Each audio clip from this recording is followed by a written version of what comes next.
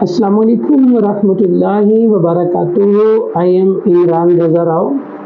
امید کرتا ہوں آپ سب خیریت سے ہوں گے۔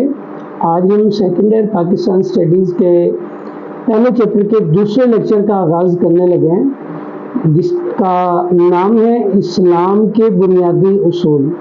پہلے چیپٹر کی ایکسرسائز میں دوسرا لانگ کوشچن ہے، اسلام کے بنیادی اصول بیان کریں۔ لانگ کوشچن شروع کرنے سے قبل میں ایک بات یاد کر دوں کہ کتاب جو نظر آ رہی ہوگی اسکرین پر، یہاں پر ریڈ کلر سے انڈر لائن کی ہوئی لائن ایم سی کیوز کو شو کرتی ہے، بلو کلر آپ کے شارٹ کوشچنز کو ظاہر کرتا ہے، اور اس کے بعد ہیڈنگز جو ہوں گی وہ نمایاں طور پر دی گئی ہوں گی۔ لانگ کوشچن لکھنے سے قبل کوشش کیا کریں، تمہید سے سٹارٹ لیا کریں، لفظ تمہید کی ہیڈنگ نہیں ڈالیں گے۔ بس یہ 2 سے 3 لائنیں جو تمہید آپ کو اسکرین پہ بھی نظر آ رہی ہوگی، میں یہاں سے پڑھ بھی دیتا ہوں، تو اسے لکھیں گے اور اس کے بعد اپنے بک پر چلے جائیں گے۔ تمہید لکھیے کہ اسلام مکمل ضابطۂ حیات ہے جو انسانی زندگی کے تمام پہلوؤں کے متعلق رہنمائی کرتا ہے۔ دستور مملکت کے لیے اسلام کے بنیادی اصول درج ذیل ہیں۔ یہ لکھنے کے بعد آپ ڈائریکٹلی کتاب پر آ جائیں گے۔ اقتدار اعلیٰ، پہلا اصول ہے اقتدار اعلیٰ۔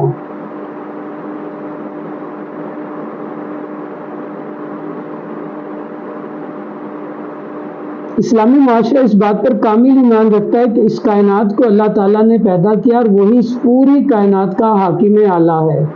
عوام کے نمائندے صرف ان حدود کے اندر اختیارات استعمال کر سکتے ہیں جو اسلام نے متعین کر دی۔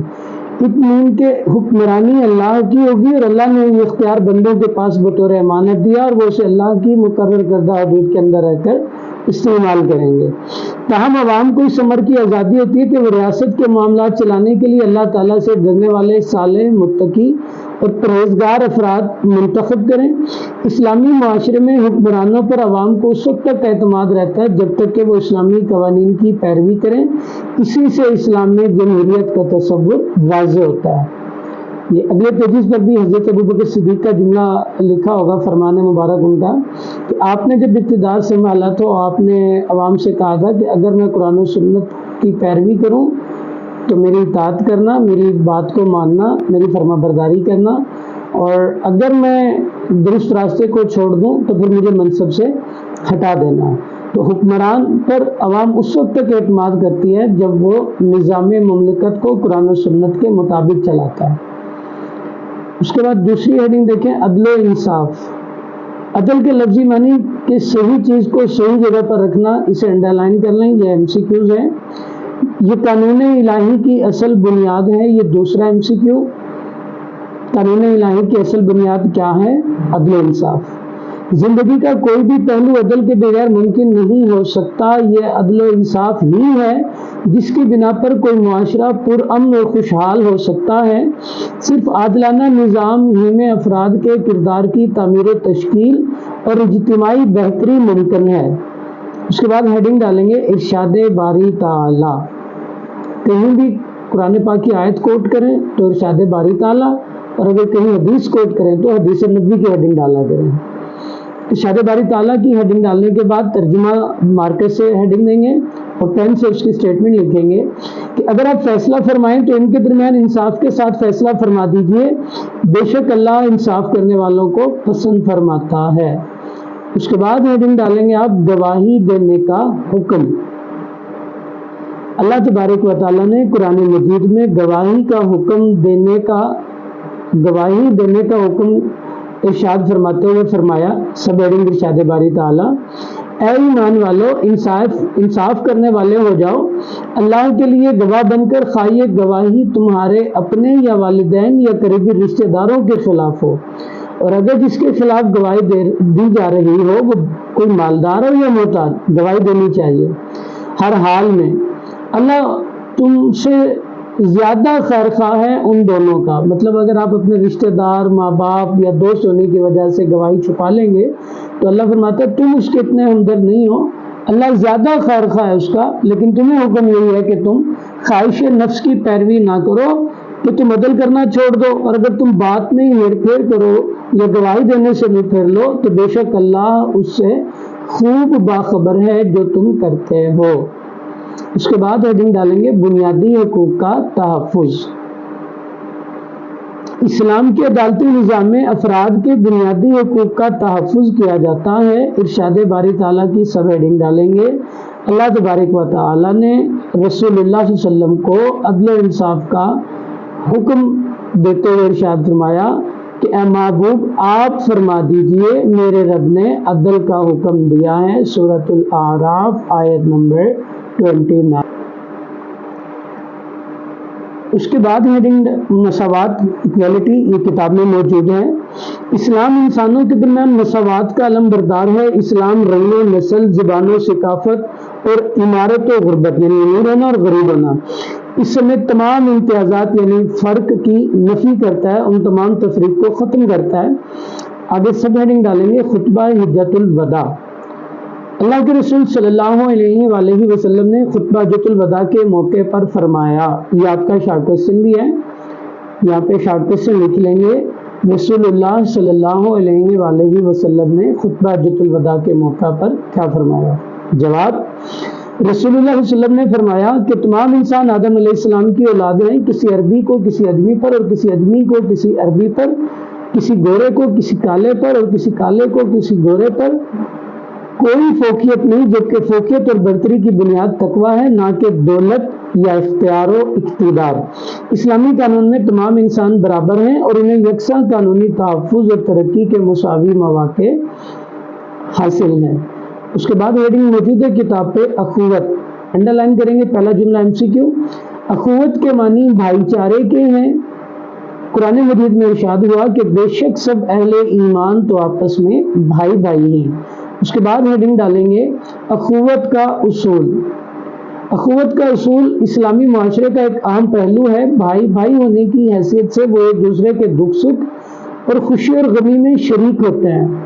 اخوت اور بھائی چارے کا احساس باہمی محبت اور قربانی کے جذبات کو ابھارتا اور فروغ دیتا ہے۔ اس کے بعد سب ہیڈنگ ڈالیں گے، سب ہیڈنگ مین ہیڈنگ سے چھوٹی ہوگی۔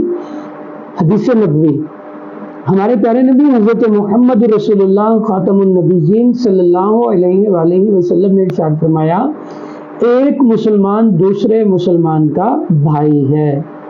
اس کے بعد نیچے ہیڈنگ ڈالیں گے حسد سے بچنے کا حکم۔ ہیڈنگ ڈالیں گے حسد سے بچنے کا حکم۔ ایک اور موقع پہ آپ صلی اللہ علیہ وآلہ وسلم نے حسد اور کینہ سے بچنے کا حکم دیتے ہوئے ارشاد فرمایا کہ آپس میں کینہ نہ رکھو، حسد نہ کرو، ایک دوسرے سے منہ نہ پھیرو اور سب بھائی بھائی بن جاؤ۔ مختصر یہ کہ ایک مسلمان کو اپنے دوسرے مسلمان بھائی سے کسی قسم کی کوئی کدورت یعنی نفرت اور دشمنی نہیں رکھنی چاہیے۔ مسلمان تو مسلمان ہیں، اسلام تو غیر مسلموں کے خلاف بھی سازش کرنے اور برے خیالات رکھنے کی اجازت نہیں دیتا۔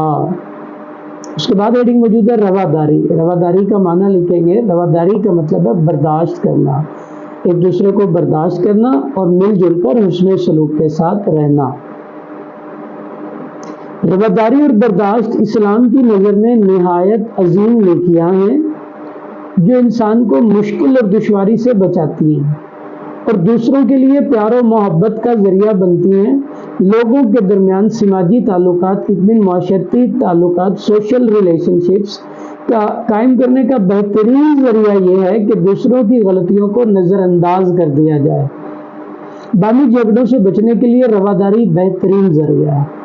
سیاسی اختلاف ہیں، مذہبی اختلاف ہیں، قومی، لسانی، صوبائی اس طرح کے اختلاف ہیں، قومیت، ذات پات کا، تو انہیں اپنے تک رکھیں، معاشرے میں نہ لے کے آئیں، لوگوں کے سامنے نہ لے کے آئیں۔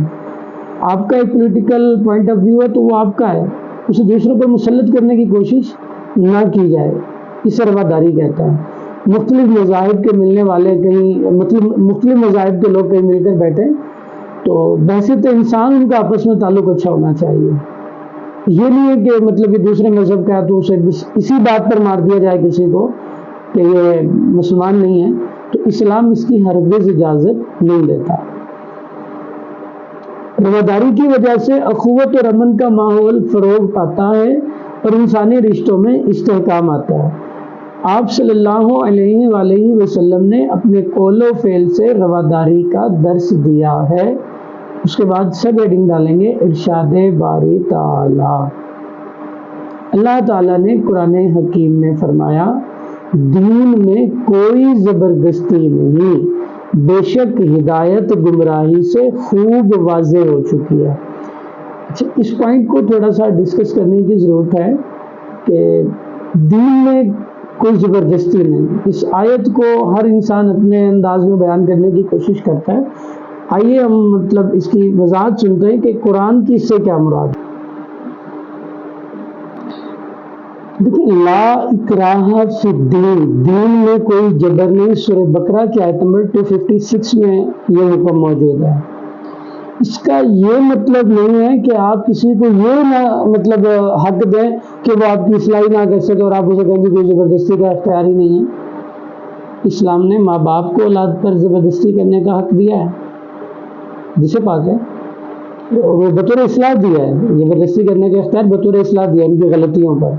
جیسے اللہ کے رسول صلی اللہ علیہ وسلم نے فرمایا کہ بچہ اگر 10 سال کا ہو جائے اور وہ نماز نہ پڑھے تو اسے مار کر پڑھاؤ۔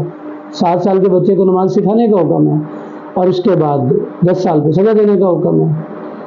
اب کوئی انسان چوری کر رہا ہے اور آپ اسے مطلب قانون ہر ملک کے اندر ایسا ہوتا ہے کہ مجرموں کو سزائیں دی جاتی ہیں، اس کو زبردستی بغیر طاقت ریاست روکتی ہے اس گناہ سے، اس جرم سے جس سے دوسروں کو نقصان پہنچ رہا ہوتا ہے۔ اب دیا ہے قرآن پاک کی آیت کا ترجمہ کا مفہوم ہے، اللہ فرماتا ہے کہ جب ہم انہیں زمین میں اقتدار عطا کرتے ہیں تو وہ نیکی کا حکم دیں گے، برائی سے منع کرتے ہیں۔ تو برائی کو بغیر طاقت روکنا یہ تو افضل ترین درجہ کہا گیا نا، کہ بڑی نیکی تو یہ ہے کہ آپ برائی کو ہاتھ سے روکیں۔ اگر اس کی پھر اللہ کے رسول صلی اللہ علیہ وسلم نے فرمایا کہ اگر اس کی بھی ہمت نہیں ہے تو پھر کم از کم برائی کو دل میں ضرور برا جانا جائے۔ یہ ایمان کا سب سے کمزور ترین درجہ ہے۔